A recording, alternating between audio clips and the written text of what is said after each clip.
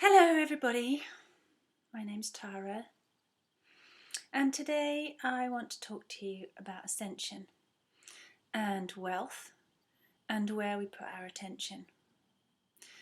And this has kind of been brewing for probably the last week and maybe more actually, that I've been wanting to try and articulate this in a certain way. So bear with me, it might take a few sections to cover.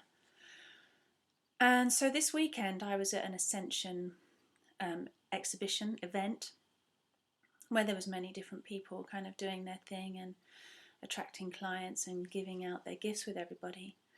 And it really reminded me that we are led to believe, and many people, if not most people, are led to believe that ascension, just by the very nature of the word, literally means to kind of, that we have to go up, that we have to connect up, connect to some higher consciousness, somehow manage to drag the rest of us with it, or maybe that's being a bit cynical, but being able to rise up to the occasion, that somehow there's somewhere to go up there. And it means that this lower earthly level is somehow, faulted and tainted, and, we must bring it up. We've got to rise out of vibration. We've got to, connect to our higher consciousness and all these kinds of things in this language.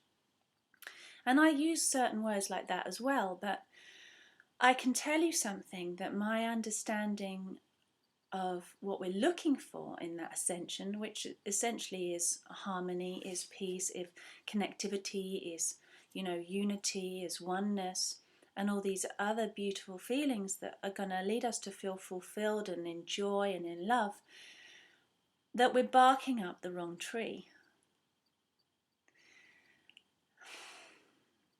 Now, in a way, maybe, who am I to say this? Well, this is my experience. I look at many people's energy fields and I see that people are aspiring to godliness, are aspiring to goodliness. We're trained from a very young age, and in fact we don't even know where that training first began. We could also call that programming or conditioning. It's deeply ingrained and inbred into our psyche, into our bodies, into our cellular memory, into our water memory in our body, that this is imposition, this contract. This is how you're supposed to behave. This is what God is. This is what being good is. This is, if you serve others, if you take this energy of absolute love that comes into the back of the heart center, and we're all made of absolute love, by the way, but it's love in different frequencies, love in different densities, so that we can express, so that we can be. But the absolute form of love, source energy, it enters in a pure state into the back of the heart center if it's being allowed in, if it's being received and not blocked. And that energy inputs, feeds love into our being, sustains us. And these arms are channels for that. They're connected to heart intelligence. We're connected to the heart center. And these hands direct that energy and direct that love. And if you notice yourself, what you do with your hands all day long, what do you do with your arms all day long? How are you channeling that love through? What service are you doing? What are you giving? How are you putting that love out into the world? And notice that you've probably been taught that you have to serve others, that in doing things for other people, that makes you a good person, that gets you to heaven. Or many different variations on this theme, whatever particular way that you've been taught that, and perhaps that's something that you can think about. What were you taught as a young person, as a child, that makes you good, that gets you the reward, that gets you the acknowledgement, the approval, the tick, the gold star, and the blessings from those people around you, and they're nodding and saying, you did good now, you did well. What did you have to do to get that approval, so that you feel good about yourself, so that you feel like you're more esteemed, you're closer to God somehow, maybe closer to your Father, you're a step nearer to heaven. Now this is a basic belief system in all human beings, as far as I can tell, And it's kind of the story is told differently and uniquely for every person. So what's your story around God? What's your story around being good and serving? Now I'm noticing as well that there are lots of people giving out into the world. And I'm also noticing that a lot of people are in pain. There's a lot of people dying of cancer. There's a lot of people who are sick. There's a lot of people who are dying of heart attacks and have heartburn.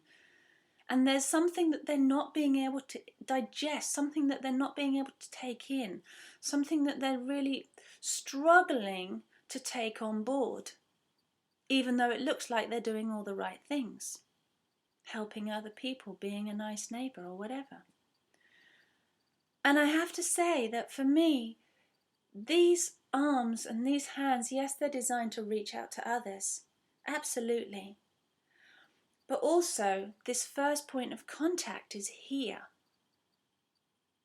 This is the centre of that universe. This is the centre of your universe. You, this being here. Notice that you matter. That you are the centre of your world. You spend so much time and energy putting your attention out to others or things or places or worry. You know, the amount of directions your mind goes to. Joining up the dots and making things make sense and putting a picture together of how you believe things should be, and sending your attention out to so many different things because we've been told that they're important, that they matter. Well, you might want to notice that actually thoughts and belief systems, you can't touch them.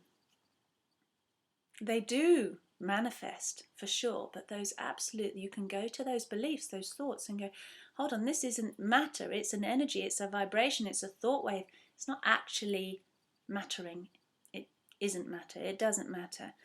And notice that actually what those belief systems inform and control and direct constantly on a day-to-day basis without you even noticing most of the time, as it's being programmed in and conditioned in this way that you've been designed to behave, is affecting this body, this being. It's affecting you. This matters. Those thought vibrations are affecting your emotions, are affecting the water in your body. And we know that most of our body is made up of water. And water contains memory and is constantly being affected by the energetic vibrations of our thought patterns and our thought waves. So if we have unharmonious belief systems, or maybe you think, you know, I don't know what your belief systems are like personally, but you can check in. Is what you think and what you believe about yourself, your world and God, being good, serving, how does that affect your waters? How does those vibrations of thought affect your internal feelings? Is it working well for you? Are your emotions harmonious? Does it feel soft and gentle and dancing? You know, is it making beautiful patterns? Or is it just disrupting your waters? Is it disrupting your psyche, your subconscious? Feeling strained, feeling headaches, feeling stressed, not being able to compute things, not being able to add things up properly so that it all makes sense. Does everything not kind of make sense? You know, because you've got this diffraction going on between what you think is important, what you think matters, what you think is the way, is the truth, is the God, is the whatever, and then there's actually what is happening. What's happening to your waters, what's happening to your body, what's happening to your cells. How healthy are they? How much light is being allowed in? How much light and clarity and actual light of God and goodness is being allowed into the body?